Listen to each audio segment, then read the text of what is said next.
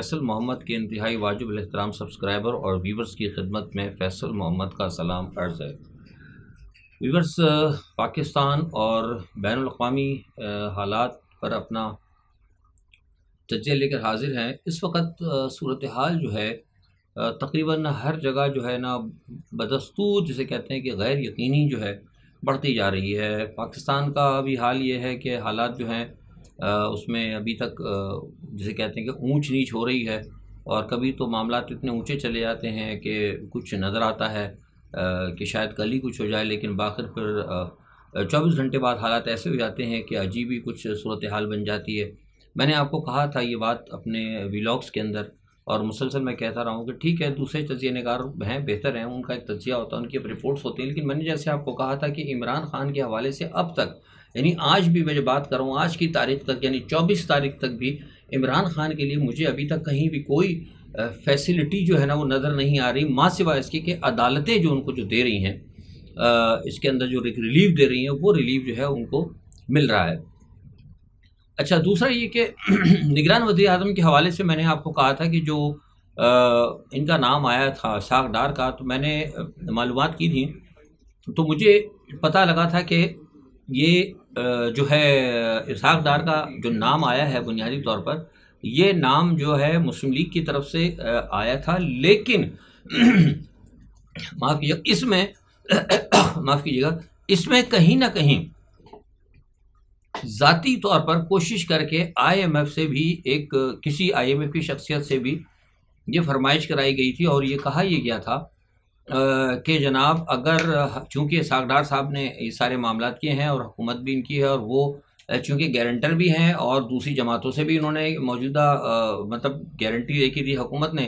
تو اسحاق ڈار صاحب اگر کیئر ٹیکر پرائم منسٹر ہو جائیں گے تو وہ جو ہے اس تمام معاملات پر عمل درآمد جو ہے بخوبی کر سکتے ہیں۔ تو انہوں نے کہا تھا کہ ہم ایڈوائس ہماری طرف سے ہوگی تو آپ بھی اس کو اوکے کر دیجیے گا، تو اسی لیے میں نے کل کہا تھا کہ یہ بات وہیں سے آئی بھی ہے آئی ایم ایف سے، لیکن جب آپ نے صبح معلوم کیا ایک اور خاص پاکستان سے باہر جو ہیں، کیونکہ آئی ایم ایف کیا پتہ پاکستان میں ایک دفتر علیحدہ ہے، ایک آفس جو اسٹیشن آفس علیحدہ ہے، لیکن باہر جو ہے وہ جو مین آفس ہے اس کا وہ علیحدہ ہے۔ تو ہم نے کہیں بیرون ملک سے جو پتہ کیا تو پتہ یہ لگا کہ یہ بات ہوئی ضرور ہے، خواہش کا اظہار کیا گیا تھا، لیکن اسے آئی ایم ایف کی قطعاً خواہش نہ سمجھا جائے، کیونکہ وہ یہ کہتے ہیں کہ ہمیں یہ کہا گیا تھا کہ ہم جو آپ کے ساتھ معاہدہ ہوا ہے اس معاہدے پر بہترین عمل درآمد کے لیے یہ سیوٹیبل ہوں گے، ٹھیک ہے۔ سو انہوں نے کہہ دیا ٹھیک ہے، لیکن اب جس طریقے سے مخالفت ہو رہی ہے اور آپ نے دیکھا کہ پیپلز پارٹی نے بھی انکار کر دیا ہے، تو مجھے تو لگتا ہے کہ شاید یہ معاملہ گڑبڑ ہو، لیکن ابھی تک یہ میں آپ کو بتا رہا ہوں کہ ان کا نام اسٹل ہے۔ اچھا، اس کے لیے اب کوشش یہ کی جا رہی ہے، فضل الرحمان صاحب کو راضی کرنے کی کوشش کی جا رہی ہے کہ وہ بھی اس کے اوپر اوکے کر دیں۔ ساتھ میں یہ میں ابھی آپ خبر دے رہا ہوں کہ جہانگیر ترین صاحب سے بھی کوشش کی جا رہی ہے، اور شاید توقع ہے کہ آج ابھی اس وقت تو پاکستان میں کوئی 1-1:30 بجے کا ٹائم ہے، ہو سکتا ہے ملاقات انہوں نے کر لی ہوگی اسحاق ڈار نے جہانگیر ترین سے، یا شام تک کریں گے،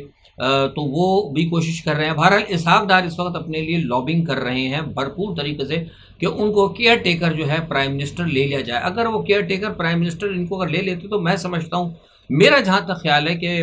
یہ جو ہے نا کچھ معاملات کچھ درست نہیں ہے، ٹھیک نہیں ہوں گے، الیکشن پہ ہے نا مطلب ویسے ہی سوالیہ نشان لگ جائے گا۔ دوسرا پھر سب سے بڑی بات یہ ہے کہ جو میں دیکھ رہا ہوں، میری جو فیلنگ ہے وہ یہ ہے کہ یہ نگران حکومت کو لمبا کرنے جا رہے ہیں، کیونکہ میں نے اس بات کی تصدیق کی جو ہم نے 2 دن پہلے کہا تھا، میں نے اس وقت تو تجزیہ دیتا، لیکن اب یہ میری خبر بھی ہے، میں نے جب معلومات کی تو مجھے آج یہ پیغام وہاں سے مل گیا، کنفرم ہمارے ذرائع نے کنفرم کیا کہ ان کا یہ پلان ہے کہ جو نگراں حکومت آئے گی اس کو تھوڑا سا پرولونگ کیا جائے، نہ صرف پرولونگ کیا جائے بلکہ کچھ تھوڑے سے یہ جو ابھی موجودہ حکومت ہے اس کے ذریعے کچھ ایسی قانون سازی کرا دی جائے کہ نہ صرف نگراں حکومت تھوڑی سی پرولونگ کر جائے، ٹھیک ہے، اور کچھ وہ یعنی جسے کہتے ہیں نا کہ بڑے بڑے اقدامات بھی کر سکتی ہے، یعنی بہت سارے معاملات بڑے اقدامات آپ کو پتہ ہے کہ جو آئی ایم ایف سے بات ہوئی، مزید کچھ پرائیویٹائزیشن کا معاملہ ہے، کچھ اور چیزیں آگے پیچھے کرنے کا، بیچنے کا، فروخت کرنے کا، جو بھی معاملہ ہے جو کچھ بھی انہوں نے مطلب پس پردہ انہوں نے جو معاملات کیے ہیں اس کو عمل درآمد کرنے کے لیے ان کو تھوڑا سا اختیارات دیے جائیں جو کہ نارملی نگراں حکومت پاس نہیں ہوتا. تو یہ پس پردہ بھی جو ہے نا سازش ہو رہی ہے، تو لہٰذا اس لیے بھی ان کی کوشش ہے کہ اسحاق ڈار کو لایا جائے. بہرحال پیپلز پارٹی نے آپ نے واضح طور پہ دیکھ لیا، شہری رحمان کا ایک آ گیا ہے اسٹیٹمنٹ بھی آیا، غالباً شاید انہوں نے آج پریس کانفرنس کی ہے. تو یہ ایک صورتحال ہے. دیکھیں اب یہ کیا ہوتا ہے. تو مسئلہ مجھے لگ رہا ہے کہ پھڈے میں جائے گا معاملہ. اچھا دوسرا شاہ محمود قریشی صاحب اور اسد عمر نے جو ہے سائفر کے حوالے سے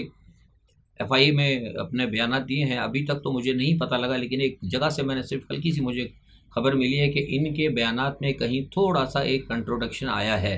اب وہ کنٹروڈکشن کس بنیاد پر آیا وہ بھی شاید ہو سکتا ہے، مجھے ایک آدھ دن میں پتہ لگ جائے گا. فوری طور پر تو اتنی جلدی پتہ لگنا ذرا مشکل ہوتا ہے، لیکن کسی نے وہاں سے ہمیں بتایا تھا کہ اس میں کچھ تھوڑی سی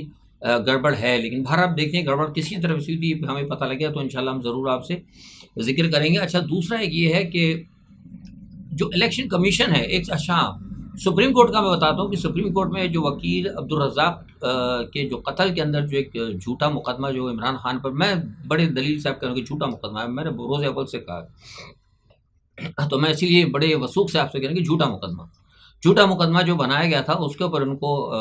گرفتار کرنے کے لیے جو معاملات ہوا سپریم کورٹ کے اندر، پھر آج وہ ان کو کہا گیا تھا پیش ہوں ان کی ضمانت کے لیے. تو وہ سنا پیش ہوئے وہاں پہ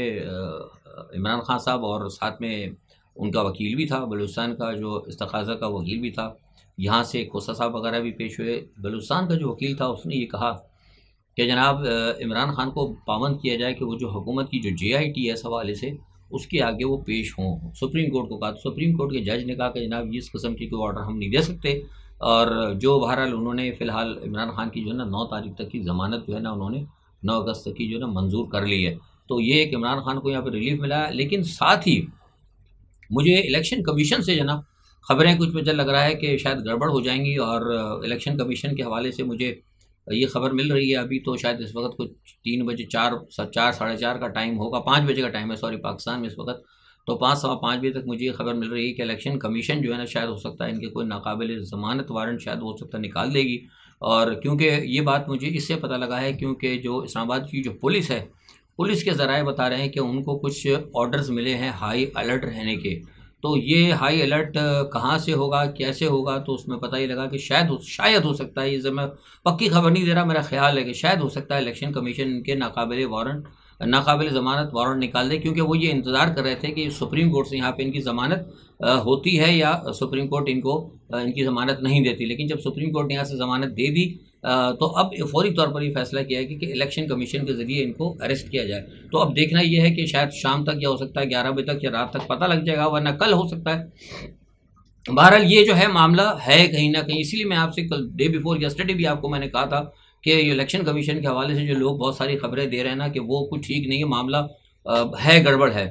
تو یہ ایک صورتحال ہے. بہرحال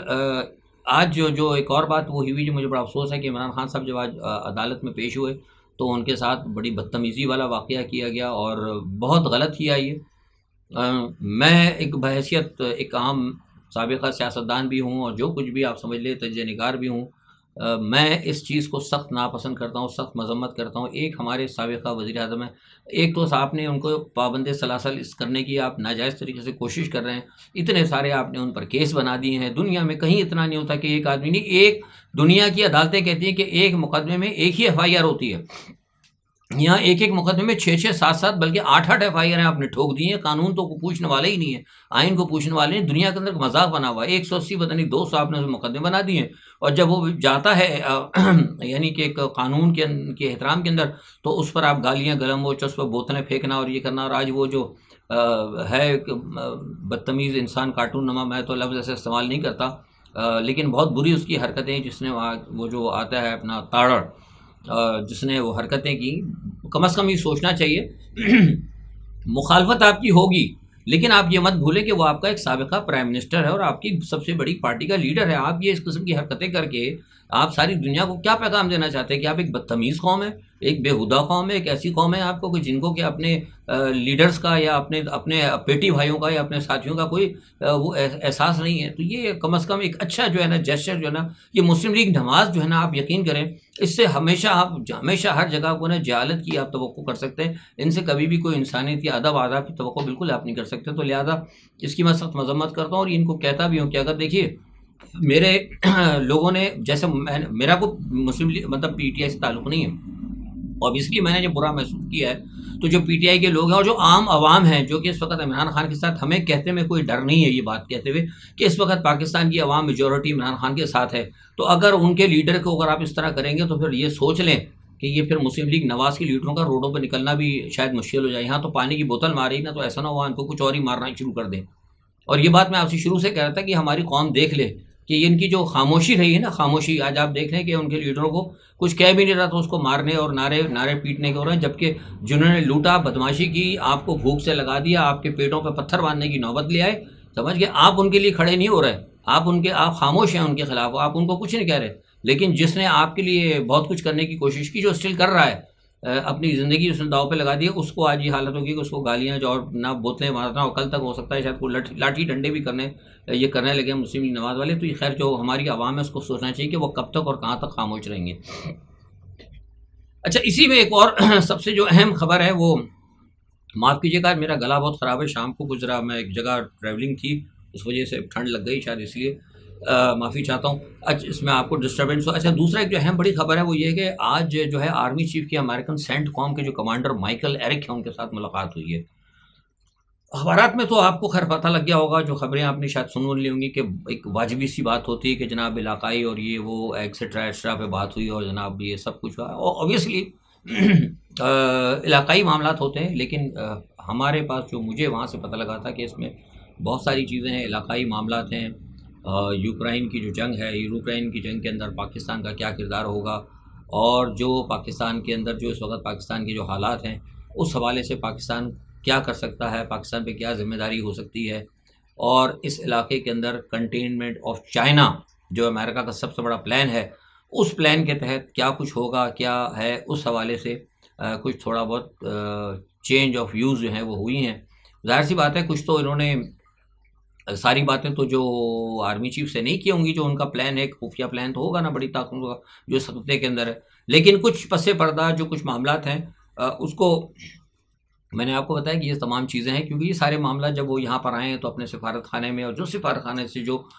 رپورٹیں جا رہی ہیں پاکستان کے حوالے سے کہ کون سی صورتحال اور کس وقت پاکستان کے لیے کون سا معاملہ، کون سا ٹائم اچھا رہے گا، اس حوالے سے جو ہے بہت سارے معاملات ہوئے ہیں. کیونکہ میں آپ کو پہلے بھی کہہ چکا ہوں اسی چینل سے کہ یوکرائن اور پاکستان کی پوزیشن جو ہے نا، یہ اپنے اسٹریٹجیکل پوائنٹ آف ویو سے انتہائی اہم ہے. تو کنٹینمنٹ آف چائنا کے اندر میں نے پہلے ہی آپ کو تفصیل دی کہ کنٹینمنٹ آف چائنا کے اندر پاکستان کی جو اسٹریٹجیکل پوزیشن ہے وہ انتہائی اہمیت کی حامل ہے. سی پیک کو کس طریقے سے کاؤنٹر کیا جا سکتا ہے، سی پیک کے ارد گرد جو کچھ ہو رہا ہے گلگت بلتستان کے اندر، اور بھارت کا میں آپ بتا چکا ہوں کہ بھارت بالکل تیار بیٹھا ہے. اور میرے جو آپ کو بات ہوتی ہے کہ پاکستان کے سفارت خانوں سے جو خبریں جا رہی ہیں کہ کون سا ٹائم بہتر ہے، مطلب محاذ آرائی کے لیے،